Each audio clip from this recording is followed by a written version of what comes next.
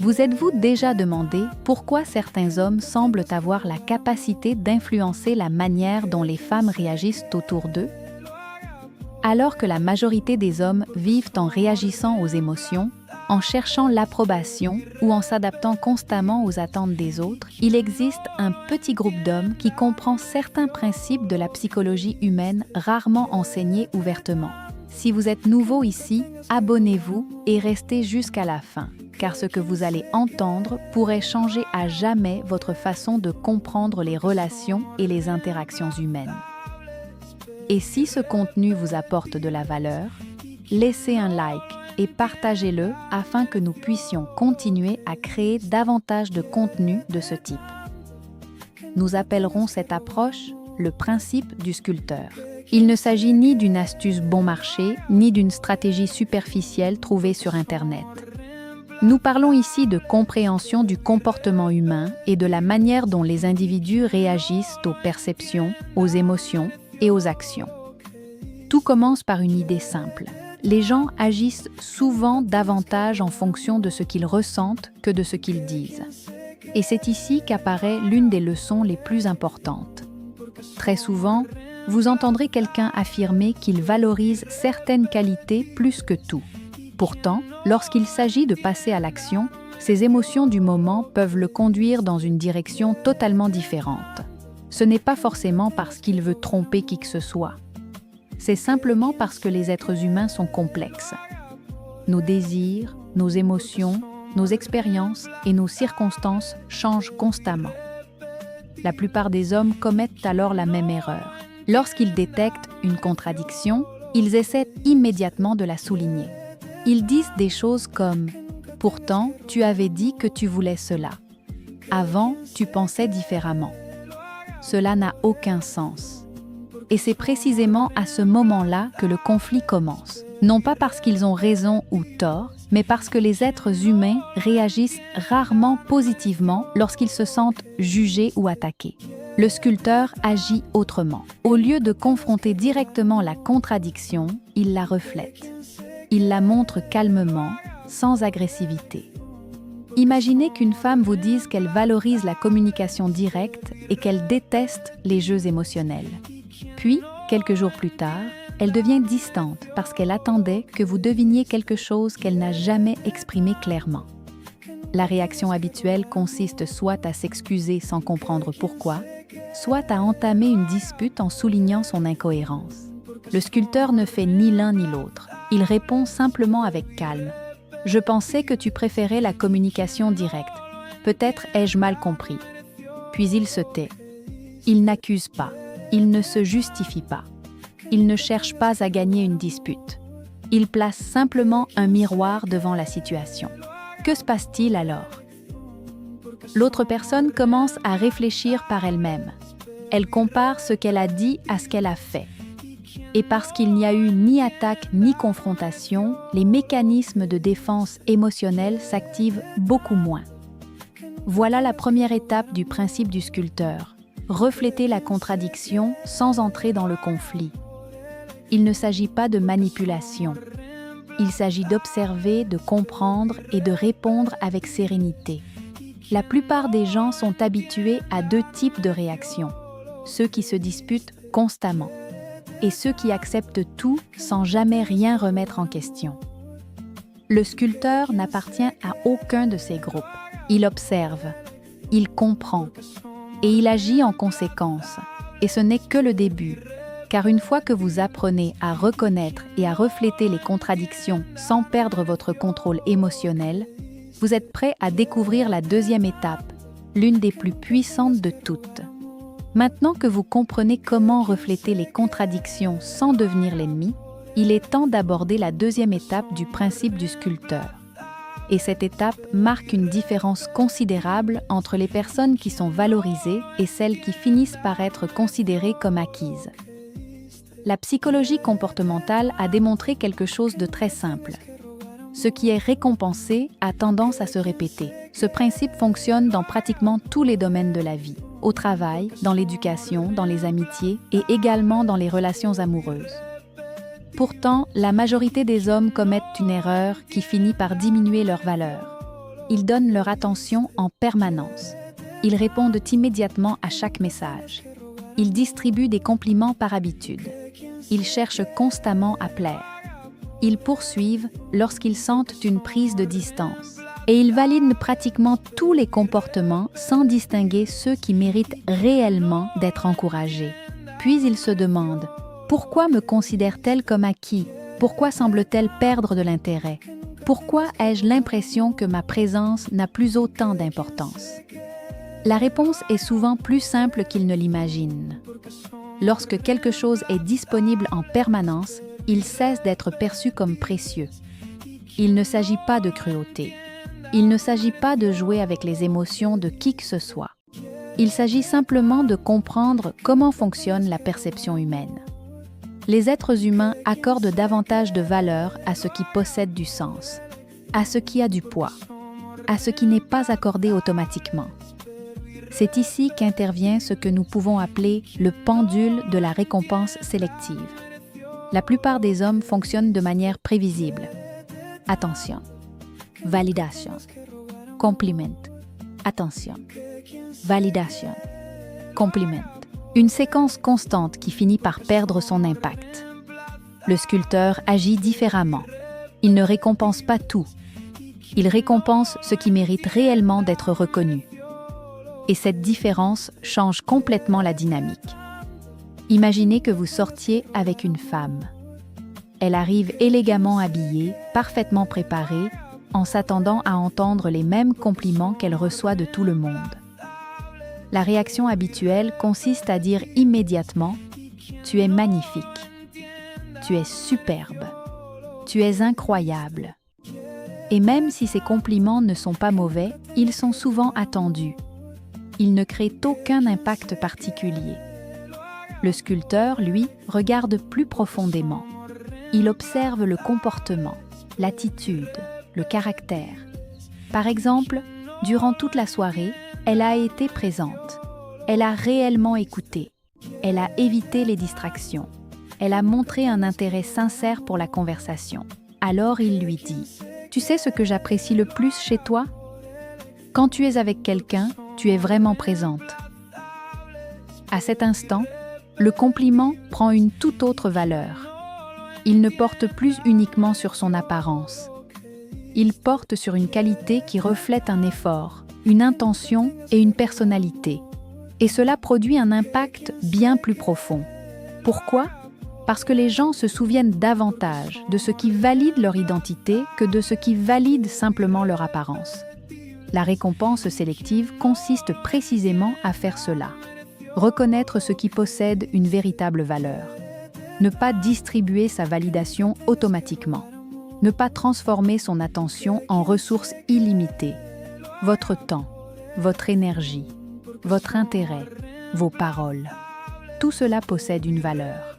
Et lorsque ces choses sont offertes avec discernement, elles gagnent en importance. Il existe une autre erreur que beaucoup d'hommes commettent. Ils récompensent le drame.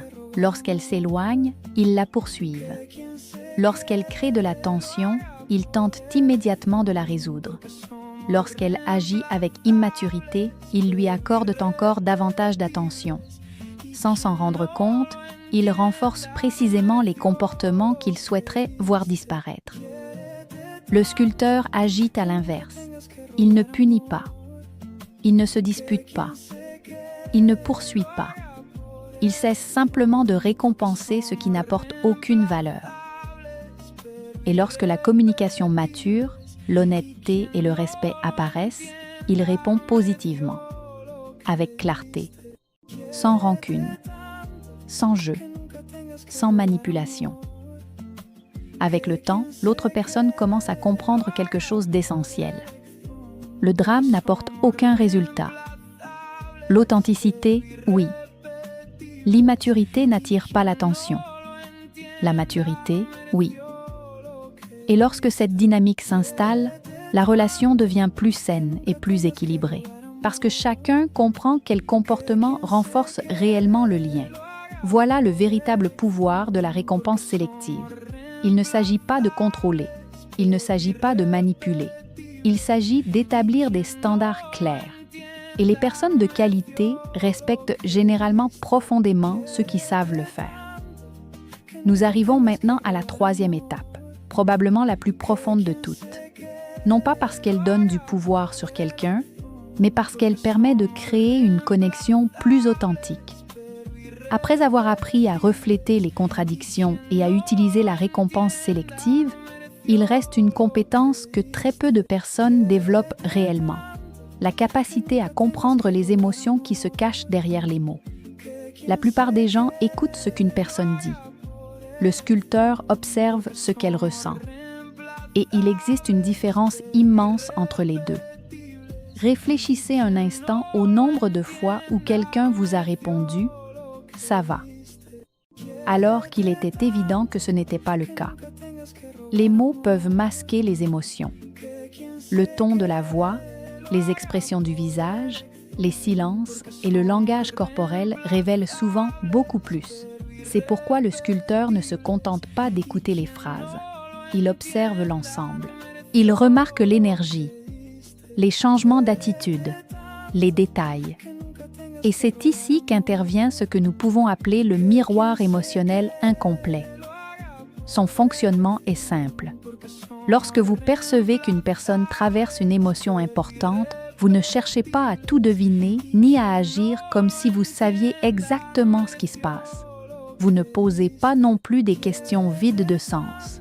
À la place, vous partagez une observation partielle et vous laissez l'autre personne compléter le reste. Par exemple, une femme arrive après une journée difficile. Elle est silencieuse. Elle répond brièvement. Elle semble distante. L'homme moyen demande « Qu'est-ce qui ne va pas ?» Elle répond « Rien ». Il insiste. Elle répète « Rien ». Et la conversation s'arrête là. Le sculpteur observe d'abord.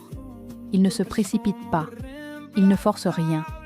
Il ne cherche pas à envahir son espace émotionnel. Après quelques instants, il dit quelque chose comme « J'ai l'impression qu'aujourd'hui, tu as dû porter beaucoup de choses sur tes épaules sans recevoir la reconnaissance que tu méritais vraiment. » Puis il se tait. Il n'ajoute pas 10 explications. Il ne cherche pas à prouver qu'il a raison. Il laisse simplement un espace. Si son observation est juste, quelque chose d'intéressant se produit. L'autre personne se sent comprise et elle répond souvent « Oui, exactement » ou « C'est à peu près ça » ou encore « Ce n'est pas exactement cela, mais tu n'es pas loin ». Dans tous les cas, une véritable conversation commence. Pourquoi cela fonctionne-t-il? Parce que les êtres humains veulent être entendus. Mais plus encore, ils veulent se sentir compris. Lorsqu'une personne perçoit que quelqu'un est capable de saisir des émotions qu'elle n'a même pas exprimées clairement, un sentiment de connexion difficile à ignorer apparaît. Cependant, il existe ici une nuance importante. Le miroir émotionnel doit rester incomplet. Vous ne devez jamais agir comme si vous connaissiez parfaitement le monde intérieur de quelqu'un. Personne ne peut le faire. C'est pourquoi vous laissez toujours un petit espace afin que l'autre complète elle-même le tableau. Cet espace crée de la participation, et la participation crée de la connexion. Lorsqu'une personne contribue à construire la conversation émotionnelle, elle a le sentiment d'en faire partie. Elle ne se sent pas analysée, elle ne se sent pas jugée, elle se sent comprise. Et c'est ainsi que la confiance se développe. Mais il y a encore quelque chose de plus important. Cette technique n'a pas pour objectif de manipuler. Elle ne sert pas à obtenir un avantage. Elle ne sert pas à jouer avec les émotions de quelqu'un. Son véritable objectif est de construire des relations plus profondes et plus sincères. Car comprendre quelqu'un ne signifie pas le contrôler. Cela signifie le voir avec davantage de clarté. Et lorsqu'une femme sent qu'elle peut s'exprimer sans être attaquée, ridiculisée ou ignorée, elle révèle souvent une version beaucoup plus authentique d'elle-même. C'est là que naissent les vraies conversations, les vraies émotions et les vraies connexions. Imaginez maintenant ce qui se produit lorsque vous combinez ces 3 étapes. Vous reflétez d'abord les contradictions sans attaquer. Vous utilisez ensuite la récompense sélective pour renforcer ce qui apporte réellement de la valeur. Puis vous développez votre capacité à comprendre les émotions au-delà des mots. Le résultat n'est pas une formule magique, ce n'est pas de la manipulation, ce n'est pas du contrôle, c'est simplement une manière différente d'entrer en relation avec les autres. Une approche fondée sur l'observation, le respect et l'intelligence émotionnelle. Et c'est précisément pour cette raison qu'elle produit souvent des résultats beaucoup plus solides que les stratégies superficielles que tant de personnes tentent d'utiliser. Car au final, les relations les plus fortes ne se construisent pas sur les jeux. Elles se construisent sur la compréhension, le respect mutuel et l'authenticité. Nous arrivons maintenant à la partie que beaucoup de personnes préfèrent éviter. La responsabilité. Car toute connaissance qui fonctionne peut être utilisée de deux manières différentes. Pour construire ou pour détruire. Et cette différence change absolument tout. Lorsque certaines personnes découvrent des principes liés au comportement humain, elles ressentent la tentation de les utiliser pour manipuler, contrôler ou nourrir leur propre ego. Elles cherchent à accumuler des options. Elles cherchent à se sentir supérieures. Elles cherchent à obtenir de l'attention sans créer de valeur. Mais ce n'est pas la voie du sculpteur. Le manipulateur cherche le contrôle. Le sculpteur cherche à construire. Le manipulateur veut gagner à tout prix. Le sculpteur cherche à créer des relations où chacun ressort gagnant. Le manipulateur laisse derrière lui la confusion. Le sculpteur laisse derrière lui la croissance. C'est pourquoi il est essentiel de comprendre une chose fondamentale. Ces principes n'ont pas été conçus pour dominer qui que ce soit. Ils ont été conçus pour vous aider à devenir une meilleure version de vous-même. Car la véritable force ne consiste pas à contrôler les autres. Elle consiste à contrôler ses propres émotions, ses réactions, ses impulsions, ses décisions. Pendant des années, de nombreux hommes ont reçu des messages contradictoires. On leur a dit qu'ils devaient tout accepter, qu'ils devaient tolérer tous les comportements, que fixer des limites était quelque chose de négatif, qu'avoir des standards était un problème. Mais la réalité est différente. Les relations les plus saines ne naissent pas de la soumission. Elles ne naissent pas non plus de la domination. Elles naissent de l'équilibre, du respect mutuel, de deux personnes qui connaissent leurs valeurs et qui respectent également celles de l'autre. Lorsque vous appliquez le principe du sculpteur, vous ne dites pas « je vais contrôler quelqu'un ». Ce que vous dites réellement, c'est « je vais me respecter suffisamment pour maintenir mes standards ». Cela signifie savoir ce que vous acceptez et savoir ce que vous refusez. Cela signifie agir avec cohérence. Cela signifie ne pas négocier constamment votre dignité pour obtenir l'approbation des autres. Les gens perçoivent cela. Ils le perçoivent dans votre langage corporel. Ils le perçoivent dans vos décisions. Ils le perçoivent dans votre manière de réagir aux défis. Et même s'ils ne l'expriment pas toujours avec des mots, ils le respectent souvent.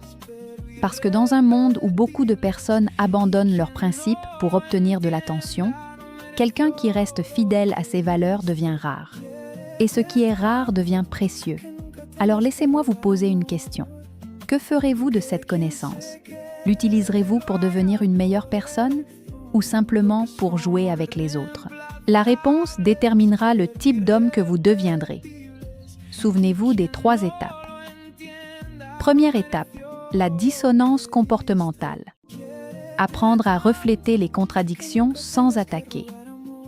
Deuxième étape, la récompense sélective. Reconnaître et renforcer ce qui apporte réellement de la valeur. Troisième étape, le miroir émotionnel incomplet. Comprendre les émotions au-delà des mots et créer des connexions plus profondes. Mais par-dessus tout, retenez ceci. Le véritable pouvoir ne réside pas dans le contrôle des autres. Il réside dans le contrôle de soi, dans la capacité à agir selon ses principes, dans la clarté de ce que vous méritez et de ce que vous n'êtes plus prêt à accepter. Lorsque vous développez cette capacité, ce ne sont pas seulement vos relations qui changent. C'est aussi la manière dont vous vous percevez vous-même. Et cette transformation est bien plus importante que n'importe quelle technique.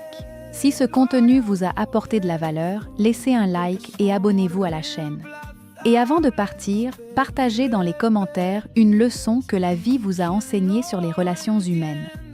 Votre expérience pourrait être exactement le conseil dont quelqu'un a besoin aujourd'hui. Et dans la prochaine vidéo, nous explorerons un autre principe puissant de la psychologie relationnelle et du développement personnel. À très bientôt.